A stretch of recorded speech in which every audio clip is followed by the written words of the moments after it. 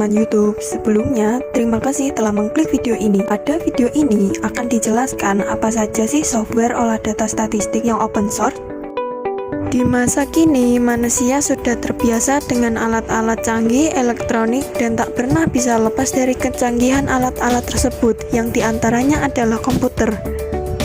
Dengan perkembangan ilmu pengetahuan dan teknologi yang semakin maju, aplikasi dalam sebuah komputer juga semakin bervariasi dengan tujuan untuk mempermudah pengguna dalam mengolah data yang dibutuhkan.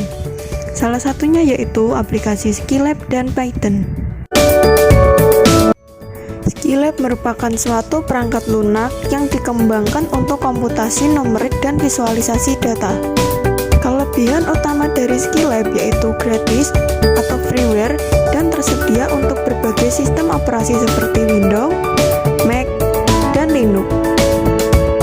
Selain itu, kemampuannya dalam menangani berbagai macam operasi manipulasi terhadap data yang berupa suatu matrik.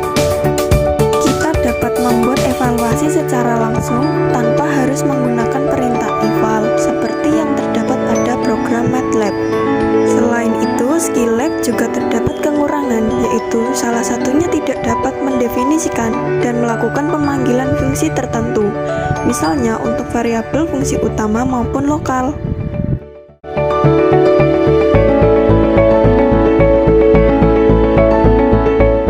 Python sendiri merupakan bahasa pemrograman yang tidak menggunakan compiler. Dengan sifat open source yang dimilikinya, kamu akan mendapatkan manfaat mempelajari Python ini karena dapat digunakan untuk berbagai hal dari mulai mengembangkan situs, mengembangkan video game, membangun GUI desktop, maupun mengembangkan perangkat lunak. Python dapat digunakan dalam beberapa operasi seperti kebanyakan sistem Unix, TCS, DOS, Windows, OS atau 2, Macintosh, dan lainnya.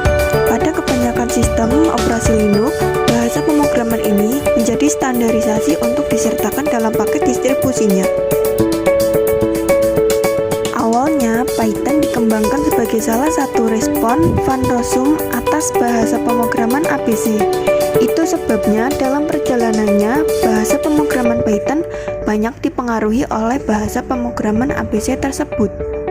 Pada tahun 1991, uniknya, proses pengembangan bahasa pemrograman Python tersebut dikembangkan secara berkesinambungan oleh programmer, penguji, dan pengguna yang kebanyakan bukan ahli IT di seluruh dunia hingga akhirnya bisa menjadi seperti sekarang. Kelebihan dari aplikasi Python sendiri yang pertama yaitu mudah dipelajari. Dibanding bahasa pemrograman lain, Python relatif lebih mudah dipelajari. Bahasa ini memiliki sintaks-sintaks yang cukup sederhana dan gampang dimengerti. Yang kedua yaitu mudah diaplikasikan. Kelebihan lainnya dari bahasa pemrograman Python adalah kemudahannya dalam diaplikasikan dalam mengembangkan sebuah produk, baik situs, software, situs aplikasi, maupun video game. Yang ketiga yaitu didukung oleh IoT. Bahasa pemrograman Python mendukung ekosistem Internet of Things yang sangat baik. IoT sangat marak dibicarakan atau bahkan dikembangkan di kalangan mager. Internet of Things merupakan sebuah teknologi yang menghubungkan benda-benda di sekitar kita dalam sebuah jaring-jaring yang saling terhubung. Bahasa ini menjadi sangat populer lantaran sistem dengan Internet of Things yang menggunakan bahasa ini. Terdapat berbagai macam board yang digunakan untuk menjalankan sistem IoT menggunakan bahasa pemrograman ini sebagai basisnya, termasuk Raspberry Pi. Yang keempat yaitu fleksibel. Program ini yang ditulis menggunakan Python dapat dijalankan di hampir semua sistem operasi, termasuk untuk perangkat-perangkat seluler. Selain itu, software ini bersifat free dan open source. Untuk kekurangan software Python sendiri yaitu yang pertama yaitu kurangnya dukungan multiprosesor. Yang kedua yaitu lebih sedikit developer yang berpengalaman. Yang ketiga yaitu tidak ideal untuk memori intensive tool. Yang keempat yaitu kurang populer untuk mobile app development.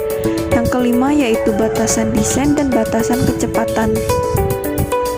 Itu tadi beberapa kelebihan dan kekurangan bahasa pemrograman Python. Setelah mengetahui segala kelebihan dan kekurangan tadi, kamu bisa menyadari banyaknya manfaat yang dapat dipelajari dari aplikasi Python kan?